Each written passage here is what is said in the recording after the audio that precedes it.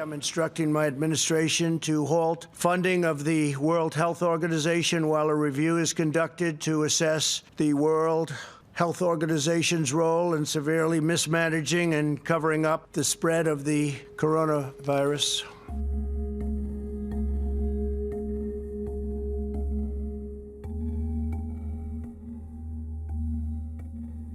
I think that this is very dangerous narrative, and I think that those who are pushing this are very well familiar with what they are doing. As far as we see China gaining influence, being not a Western power, but being an East power, so to speak, is perceived in the West as a hijacker of the right of the West to dictate who is in charge and what is the narrative with regards to their national interest. And what we are seeing with regards to scapegoating and in naming and smearing the good name of the general director of the WHO, who was a Ethiopian Minister of Health, is that they are calling him, trying to smear him as a China stooge.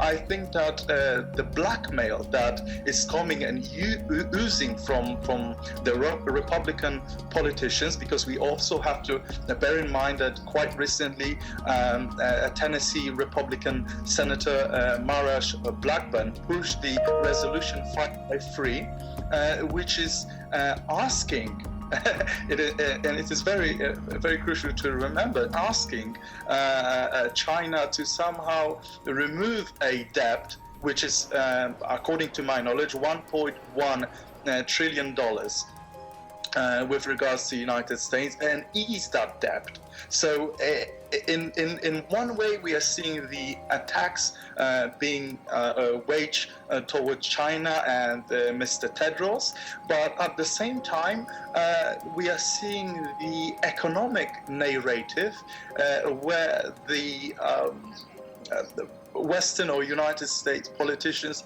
are trying to somehow pressure China to ease the debt. So it's similar to the situation where I own the money to the bank or I own the money to other person, while I'm somehow trying to blackmail this person that I'm not willing to pay back this money, because if you hold the debt of mine, you have a certain leverage over me, and if I will not pay this money and you will try to somehow exercise your powers to collect the debt, I will call you a aggressive power. And this is what the politicians in the United States are advocating for. Good morning, everyone. So what they are trying to do is to blackmail and to push China to the limit, also proposing a outrageous solutions like with regards to the Belt and Road Initiative, where the loans were provided to African countries, East Europe, where I'm from personally, and Latin America, to somehow seize the assets of the companies owned by the Chinese state.